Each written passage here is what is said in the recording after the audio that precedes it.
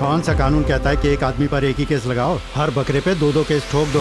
मैंने 8 बजे अपने बच्चे को पुलिस वालों के हवाले किया है। मैंने खुद अपने घर में से आज 24 घंटे के बाद में जो मालूम पड़ रही है मुझे फांसी लगा दी है मेरे बच्चे को।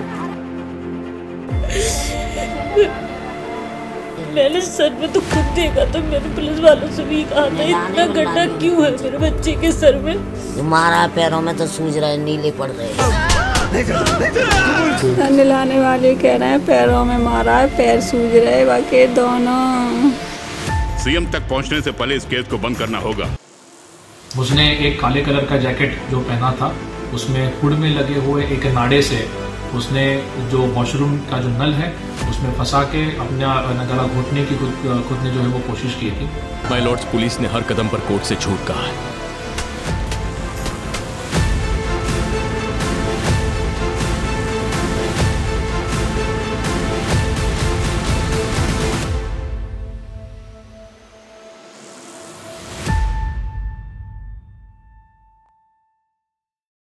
नमस्कार, द वायर में आपका स्वागत है। मैं हूं आरफा खानम शेरवानी। हाल ही में एक नई फिल्म आई है जय भीम। जय भीम फिल्म की कहानी है कि किस तरह से एक ट्राइबल व्यक्ति को, एक आदिवासी व्यक्ति को तमिलनाडु में जेल में मार दिया जाता है। कस्टोडियल डेथ का, कस्टोडियल हत्या का ये पूरा मामला है।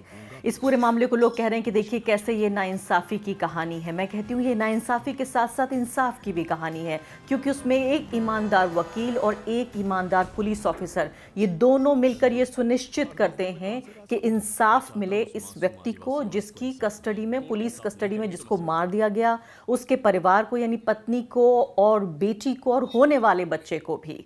लेकिन ये जो कहानी मैं आपको बताने जा रही हूँ, इसमें मुझे नहीं मालूम कि क्या कोई ईमानदार इस तरह का वकील आएगा, क्या कोई ईमानदार पुलिस ऑफिसर आएगा जो इंसाफ दिलाएगा कासगंज के अल्ताफ को। जी हाँ, ये कहानी आप पिछले कई घंटों से, या मैं कहूँगी पिछले 1-2 दिन से लगातार आप सुन रहे होंगे। उत्तर प्रदेश के कासगंज की कहानी है, जहाँ पर अल्ताफ नाम का ये लड़का है जिसकी उम्र 20 से लेकर 21 साल के आसपास है। उसके माता पिता ढंग से ये भी नहीं बता पा रहे हैं क्योंकि माता पिता अनपढ़ हैं। कहानी यहाँ से शुरू होती है कि कोई प्रेम प्रसंग का मामला है, और वो भी अलग अलग धर्मों से जुड़े हुए 2 व्यक्ति, जो आजकल हमारे देश में एक तरह से बेहद विवादित हो चुका है कि अगर 2 धर्मों से जुड़े हुए, अलग अलग धर्मों से जुड़े हुए लोग, अगर उसमें खासकर कोई हिंदू या मुसलमान, इन 2 धर्मों से जुड़े हुए लोग हैं, तो इससे बड़ा कोई विवाद नहीं हो सकता। इसी से कोई जुड़ी शिकायत आई इस व्यक्ति के घर पर, यानी ये व्यक्ति जिनका नाम है चांद मियाँ, अल्ताफ के पिता का नाम है चांद मियाँ। चांद मियाँ के घर पे शिकायत आई। चांद मियाँ ने कहा कि वो खुद पुलिस में छोड़कर आए, पुलिस थाने में लेकर गए अपने बेटे को, और उसके बाद जब वो अगली बार गए तो उन्हें अपना बेटा जिंदा नहीं मिला। पुलिस का बयान मैं आपको यहाँ सुनवाऊंगी। पुलिस यहाँ पर ये कह रही है, जो एसपी हैं वहाँ पर, वो ये कह रहे हैं कि ये मामला है आत्महत्या का। और आत्महत्या किस तरह से हुई है कि जो जैकेट पहनी हुई थी अल्ताफ ने, जैकेट की डोरी से वहाँ पर जो नल होता है पानी का, जिससे टोंटी या टंकी भी कहा जाता है उत्तर प्रदेश में, यानी कि एक छोटा सा जो नल होता है, तस्वीर पर आप देख रहे हैं, इस पुलिस सेल में ही जो बाथरूम था जहां पर अल्ताफ को रखा गया था, वहां जाकर 1.5-2 फुट ऊंची ये टंकी या टोंटी या नल है या वाटर टैप है, जिससे अपने ही जो जैकेट है उसकी डोरी से उलझाकर उसने आत्महत्या कर ली है। अब यहाँ पर सवाल ये पैदा हो रहा है कि 5 फुट का कम से कम रहा होगा अल्ताफ, या उससे ज़्यादा उसका कद रहा होगा। कैसे संभव हो पाया? मैं तो ये कहती हूँ कि उत्तर प्रदेश पुलिस को सही पुलिस ट्रेनिंग नहीं, बल्कि अच्छे स्क्रिप्ट राइटर्स की ज़रूरत है कि कम से कम कहानियाँ तो इस तरह की गढ़ा करें जिससे आप आम आदमी जो है, या जो पत्रकार हैं जो सुन रहे हैं, उनमें कम से कम वो कन्विंस हो पाए, विश्वास कर पाए। आइए सबसे पहले पुलिस का ये वर्जन सुन लेते हैं कि वो क्या कह रहे हैं, कैसे हुई अल्ताफ की मौत। उसने एक काले कलर का जैकेट जो पहना था, उसमें हुड में लगे हुए एक नाड़े से उसने जो वॉशरूम का जो नल है उसमें फंसा के अपना गला घोटने की खुद ने जो है वो कोशिश की थी। जब वो बहुत समय बाहर नहीं आया तो पुलिसकर्मी अंदर चले गए और उसको बेहोशी की हालत में उसको उठाते न हुए उसको सीएचसी अशोकनगर कासगंज में ले जाया गया। वहां पे प्राथमिक उपचार 5-10 मिनट चलने के उपरांत उसकी मृत्यु हुई है। इस प्रकरण में पंचायतनामा भर के पोस्टमार्टम किया जाएगा। साथ ही में इस प्रकरण में जो पुलिसकर्मियों की लापरवाही इसमें है उनके खिलाफ एक सस्पेंशन का आदेश मेरे द्वारा किया गया है। 5 पुलिसकर्मियों को इसमें सस्पेंड किया जाएगा। तो आपने सुना ये कासगंज के एसपी का बयान है, जिसमें वो कह रहे हैं कि अल्ताफ जो कि चांद मियाँ का बेटा है, वो जो हुडी जो था उसमें, यानी कि जो एक जैकेट के अंदर जो हुड लगा हुआ था उसके साथ जो डोरी बंधी हुई थी उसमें वॉशरूम में गया और नाड़े से गला घोंटने की उसने कोशिश की। वो हमने उसको बाहर निकाला और अस्पताल लेके गए और कुछ मिनटों बाद उसकी मौत हो गई। ये कहानी बताई जा रही है। लेकिन साथ साथ अब खबर ये है कि 5 लाख रुपए पुलिस के फंड से, हमारे रिपोर्टर ने बताया कि 5 लाख रुपए पुलिस के फंड से इस परिवार को दिए जा चुके हैं मुआवजे के तौर पर।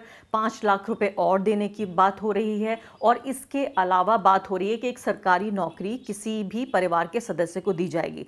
यह सवाल ये पैदा हो रहा है कि क्या भारत में यही कानून का राज होगा। सवाल ये पैदा हो रहा है कि क्या यही इंसाफ है कि पुलिस जो हमारी सुरक्षा के लिए जिसको लगाया जाता है, पुलिस जिसकी जिम्मेदारी है संविधान के प्रति, जिसके हमारे और आपके टैक्स के पैसे से पुलिस की जो तनख्वाह है वो जाती है, वो मुलाजिम हैं भारत के संविधान के, वो मुलाजिम हैं भारत की आम जनता के, वो मुलाजिम हैं और जिम्मेदार हैं भारत के लोकतंत्र के लिए। वो मुलाजिम या जिम्मेदार नहीं हैं नेताओं के लिए, सरकारें उनकी मालिक नहीं हैं जिनके लिए वो सब कुछ करने की कोशिश करें। तो सवाल यहाँ पैदा होता है, जब कोई नाइंसाफ़ी नहीं हुई तो फिर कॉम्पनसेशन किस बात का, मुआवजा उस बात का दिया जाता है जब कहीं कोई गलती हुई हो, नाइंसाफ़ी हुई हो तो मुआवजा दिया जाता है। ये जो पुलिस फंड में से 5 लाख रुपए दिया जा रहा है, 5 लाख और का वादा किया जा रहा है, नौकरी दी जा रही है, किस वजह से दी जा रही है? क्यों भारत में जो कानून व्यवस्था है, जो संविधान है, जो हमारा पूरा जस्टिस डिलीवरी सिस्टम है, उसका इस तरह से मजाक क्यों उड़ाया जा रहा है? या सबसे ज़्यादा हैरानी की बात है कि ये मुआवजे का ऐलान भी कर दिया है पुलिस ने, पुलिस फंड से पैसा भी दिया है। इसके साथ साथ ये ख़त देखिए अपनी स्क्रीन पर, जिसमें लिखा है कि मेरा बेटा डिप्रेशन का शिकार था और इसी वजह से उसने आत्महत्या कर ली। अगर बेटे ने आत्महत्या कर ली, वो डिप्रेशन का शिकार था, परिवार अब इस मामले में कोई कार्रवाई भी नहीं चाहता। बड़ी सुंदर सी हैंडराइटिंग में ये लिखा हुआ है और चांद मियाँ कह रहे हैं कि वो तो पढ़ना लिखना नहीं जानते। चांद मियाँ कह रहे हैं कि उनको तो ये पता भी नहीं कि उसमें क्या लिखा था। पुलिस ने जो भी कुछ उन्होंने कहा रस्म अदायगी करवानी चाहिए वो उन्होंने की और वहां पर अंगूठा लगा दिया। अब हम सुनवाते हैं आपको कि चांद मियाँ क्या कह रहे हैं, उनकी पत्नी यानी अल्ताफ की माँ क्या कह रही हैं, मौसी क्या कह रही हैं। सबसे अहम बात यह है इसमें कि पीड़ित के परिवार का क्या वर्जन है, ये सुन लीजिए। हमने आपको पहले पुलिस का बयान सुनाया, अब परिवार की बात सुनिए। मुझे पुलिस वालों ने ले गए अपना, उन्होंने फिर जो खाना पूरी करवाई है वो कर दी है मैंने। मुझे नहीं मालूम क्या लिखा था क्या नहीं, वो बताते गए, मैं शांत अंगूठा लगाता गया। तो आपको क्या लगता है कि क्या ये आत्महत्या कर सकता था वो, या डिप्रेशन में था? नहीं नहीं नहीं नहीं, ये तो सब सारी बात गलत है। ये हो सकता है ये इसके और कोई हाथ खेल रहा है इसके साथ। अच्छा, तो उन्होंने आत्महत्या नहीं की? जो लेके गया है यहाँ से उठवा के, वही हो सकता है इसमें पंडित जी हाथ खेला है। अच्छा। उसके लड़के ने चैलेंज किया था मेरे बच्चे को कि सच सच कबूल दे, और नहीं कबूलता है तो मैं इसकी गर्दन काट दूंगा। मैंने सच में तो खुद देखा था, मैंने पुलिस वालों से भी कहा था इतना गड्ढा क्यों है मेरे बच्चे के सर में, इतना गड्ढा नहीं होना चाहिए। उतना गड्ढा दिया था, सूझ रहा था, ये सूझ रहा था, इधर सूझ रहा था, बीच में गड्ढा था। नहलाने वाले कह रहे हैं पैरों में मारा है, पैर सूझ रहे, बाकी दोनों सर में भी मारा है, गर्दन में भी रस्सी के निशान है। अल्लाह कैसे क्या करें।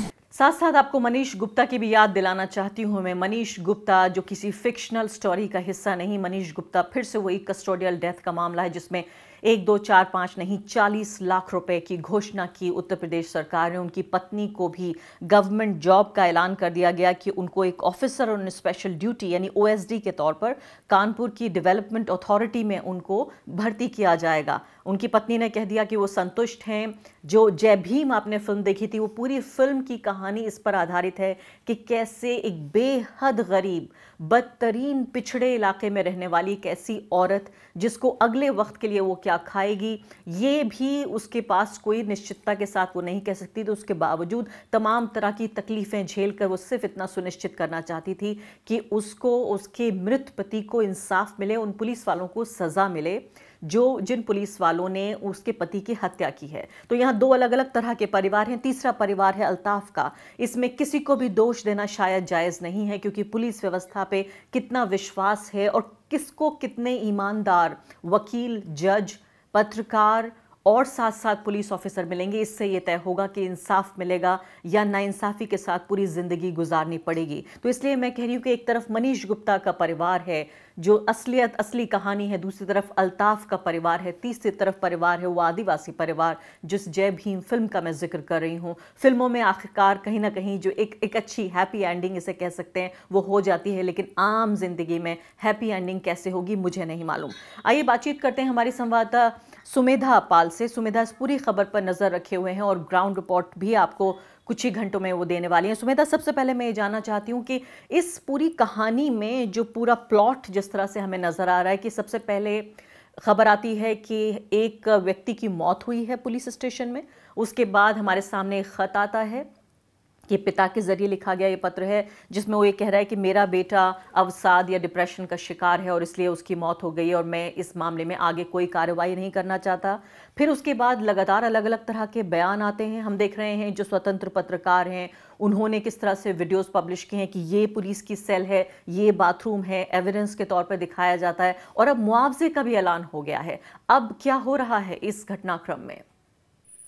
जी आरफा मैम, सबसे पहले हम बताना चाहेंगे दर्शकों को कि काफी जो लेटर को जिसको आपने मेंशन किया वो काफी बड़ा पॉइंट ऑफ एक कंटेंशन बन चुका है, क्योंकि जैसा कि हमने बताया कि अल्ताफ के पिता चांद मियां उन्होंने डिक्लेयर किया है कि वो अनपढ़ हैं। उन्होंने बहुत संगीन आरोप लगाए हैं उत्तर प्रदेश की पुलिस व्यवस्था पर, ये कहकर कि मैं अनपढ़ हूं और मुझे दबाव में इस लेटर पर मेरे हस्ताक्षर किए गए और मेरा सिग्नेचर जो है वहां पर ले लिया गया और मैं बिल्कुल नहीं मानता हूं जो चिट्ठी के कंटेंट है कि अल्ताफ डिप्रेशन में था या उसने खुद से खुदकुशी कर ली, मैं उन चीजों पर बिल्कुल भरोसा नहीं करता हूं। परिवार ने बहुत ही स्ट्रांगली सामने आकर एक बात सामने रखी है कि वो नहीं मानते हैं कि अल्ताफ खुदकुशी कर सकता था। तो सबसे बड़ा जो पुलिस का वर्जन है उस पर काफी बड़ा सवाल ये है कि परिवार बिल्कुल हट चुका है पीछे इस स्टेटमेंट से कि अल्ताफ खुदकुशी कर सकता है। तो काफी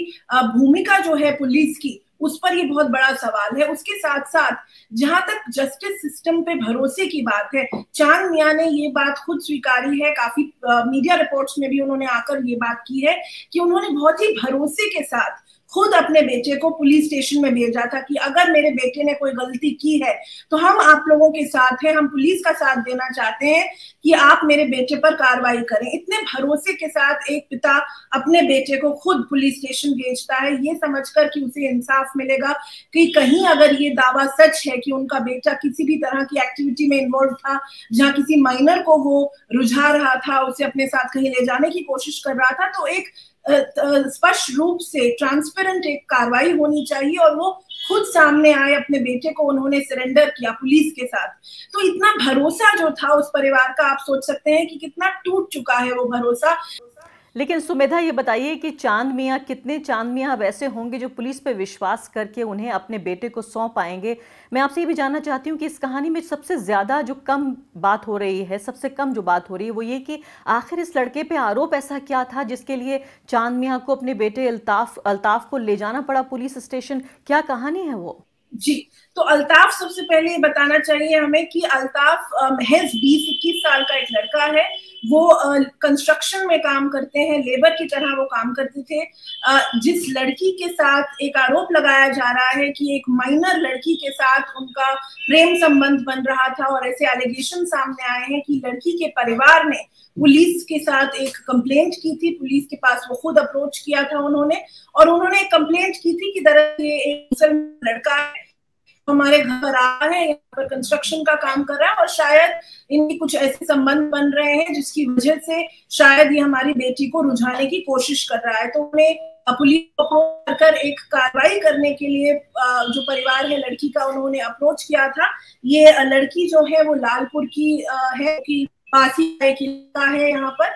और एक चीज और जो पत्रकारों को परिवार बता रहे हैं, लड़की का जो परिवार बता रहा है कि उन्होंने सिर्फ एक अपील की थी कि इस मामले में पुलिस जो है कार्रवाई करे, देखे इस चीज को, पर उन्हें बिल्कुल ये यकीन नहीं था कि इतना कार्रवाई रिलीज कर देगी या कोई ऐसा ब्रूटल एक्शन लिया जाएगा अल्ताफ के खिलाफ। वो बस ये चाहते थे कि जो नाबालिग लड़की है कहीं वो इस क्षेत्र को छोड़कर कहीं चली ना जाए, कहीं ये दो नौजवान जो लोग हैं वो कुछ गलत ना कर बैठे।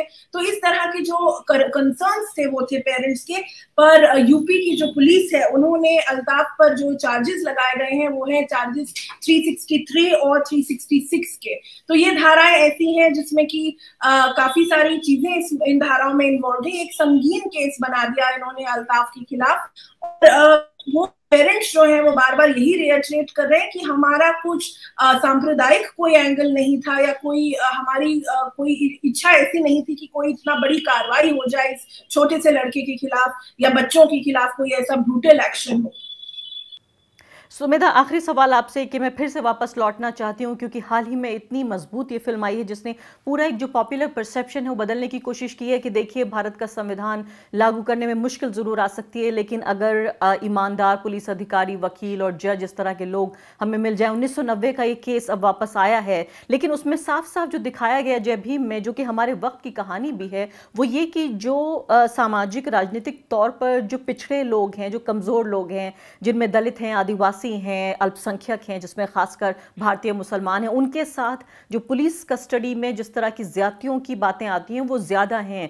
आंकड़ों से हम इसे कैसे सपोर्ट करेंगे? और इन जनरल अगर मैं आपसे पूछूं तो पुलिस कस्टडी में जिस तरह की टॉर्चर या हत्याएं या पुलिस की जो ब्रुटैलिटी है उसकी कहानी आंकड़ों में कैसे हम समझेंगे? जी, सबसे पहले तो ये बिल्कुल स्पष्ट रूप से ये बात सामने आई है कि पुलिस कस्टडी में ज्यादातर मौतें होती हैं वो 24 घंटे अंदर अंदर हो जाती हैं। इसका मतलब ये है कि जो गुनहगार लोग हैं या जो सस्पेक्ट्स हैं, अक्यूज्ड हैं, उन्हें मौका तक नहीं मिलता है कि वो कोर्ट में जाकर के अपना केस पेश कर सकें। तो आंकड़ों की बात तो नेशनल ह्यूमन राइट्स कमीशन के अनुसार जो अभी हम 2021 का ही अगर आंकड़ा उठाएं तो उसमें दिखता है कि 5 महीने, जो शुरुआती 5 महीने थे, उसी में 1000 से ज्यादा लोगों की कस्टडी में मौत हो गई है। कस्टोडियल डेथ्स जो है वो 1000 से ज्यादा सामने आई है और इस पर काफी चिंता जताई गई है। यहाँ तक कि जो हमारे चीफ जस्टिस ऑफ इंडिया है MV रमन्ना, उन्होंने खुद इस पर चिंता जताई है और ये कहा है कि ये एक बड़ा सवाल है ह्यूमन राइट्स पर, ये बड़ा सवाल है उस जस्टिस की व्यवस्था पर, इस पुलिस की व्यवस्था पर और इंडिया के लीगल सिस्टम पर।